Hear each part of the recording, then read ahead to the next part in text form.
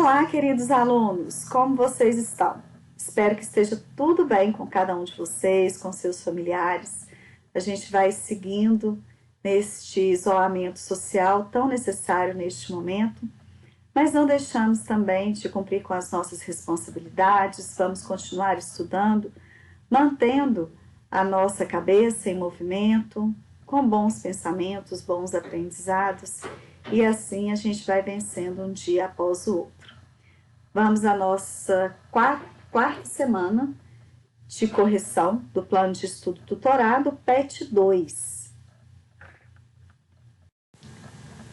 A primeira questão traz para nós a leitura do texto Riqueza e Pobreza, uma pequena narrativa que se constrói a partir dessa antítese entre o rico e o pobre.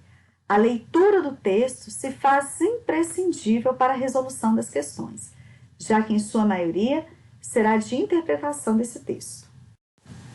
Questão 2. Perceba que o texto se constrói por meio da oposição de pensamentos no que se refere à definição de riqueza e pobreza. Explique a referida oposição. Bem, o pai sai de casa com a intenção de mostrar ao filho o que é ser pobre. Mas, ao longo do caminho e ao longo de sua conversa, o pai vai percebendo que o filho passa a se considerar pobre ao ver aquela família desfrutando de tamanha liberdade, desfrutando da natureza. Para o pai, ser rico é ter a capacidade de possuir bens materiais, é acumular riqueza, ter dinheiro, fortuna. Enquanto para o filho, riqueza mesmo seria poder desfrutar de um lugar como aquele, tendo aquela vastidão de terra, de céu, de água. Aquilo para o filho era ser rico, era poder viver naquela liberdade. Questão 3. Nós temos e eles têm se repetem ao longo do texto na construção da oposição mencionada na questão anterior. Identifique a que se referem os termos destacados abaixo. Nós temos o pronome pessoal reto, nós, primeira pessoa do plural, referem-se ao pai e ao filho, que são as pessoas que estabelecem o diálogo ali no texto, né? As personagens que fazem esse diálogo. Em eles têm, a palavra eles está destacada, é um pronome pessoal reto, terceira pessoa do plural, e refere-se aos membros daquela família pobre. Questão 4. Releia esta passagem. O pequeno garoto estava acabando de responder quando seu pai ficou estupefato pelo que o filho acrescentou. Obrigado, pai, por me mostrar o quanto nós somos pobres. Note que foi empregada a palavra estupefato para expressar a reação do pai diante da descoberta do filho. Identifique outros vocábulos que poderiam ser colocados no lugar da palavra citada, sem interferência do sentido do texto. Olha só, o pai ficou estupefato pelo que o filho acrescentou. Então, veja só, o pai foi levar o filho para conhecer uma família pobre. E o filho sai de lá se achando mais pobre do que aquela família e considerando-a rica. Então, o pai fica assustado, ele fica pasmado, espantado, admirado, quase que sem acreditar. Poderia ter colocado também incrédulo. Todas essas palavras seriam sinônimas de estupefato. Questão 5. Explique o porquê da utilização do sinal de aspas em quase toda a extensão textual. Vejam que no texto as aspas estão marcando as falas das personagens, embora aí elas já estejam marcadas pelo travessão. Então, normalmente, nós usamos ou as aspas ou o travessão para marcar um discurso direto, quer dizer, a fala sendo feita ali pela própria personagem.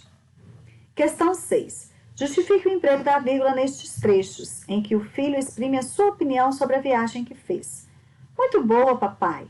Obrigado, pai, por me mostrar o quanto nós somos pobres. Observe que as palavras papai e pai são usadas para chamar pelo pai, para invocar. Então, aí nós temos um vocativo, e o vocativo fica sempre isolado por vírgulas. Questão 7. Ocorre a omissão de um termo oracional no seguinte período. Eu vi que nós temos um cachorro em casa e eles têm 4. Nós temos uma piscina que alcança o meio do jardim. Eles têm um riacho que não tem fim. Nós temos uma varanda coberta e iluminada com luz e eles têm um céu imenso com as estrelas e a lua. Nosso quintal vai até o portão de entrada. Eles têm uma floresta inteira. Vejam que das alternativas B a D, nós temos aí uma comparação. O menino cita o que ele tem e depois ele mostra o que a outra família possui. Na letra A, nós temos, eu vi que nós temos um cachorro em casa e eles têm 4. 4 o quê? Não foi escrito aí o que eles têm 4, mas a gente entende que é a palavra cachorro.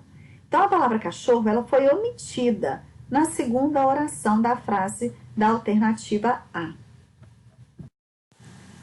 Eu novamente vou chamar a atenção de vocês para as questões que foram acrescidas por nós, professores da Escola Yolanda Jovino Vaz, ao PET. A questão 8 é uma dessas. Vejam, a história lida se constrói no contraste entre riqueza e pobreza. Pesquise e selecione uma obra literária, poema, canção, música, conto, ou anúncio publicitário, ou ainda uma obra de arte, como uma tela, pintura, em que se baseia sobre oposições, por exemplo, beleza e feiura, amor e ódio, alegria e tristeza. Após selecionar a obra escolhida, copie-a ou cole uma cópia em seu caderno. Vejam só, eu fiz uma pesquisa rápida no Google e encontrei aí, livro, capa de revista, anúncios diversos que trazem essa oposição.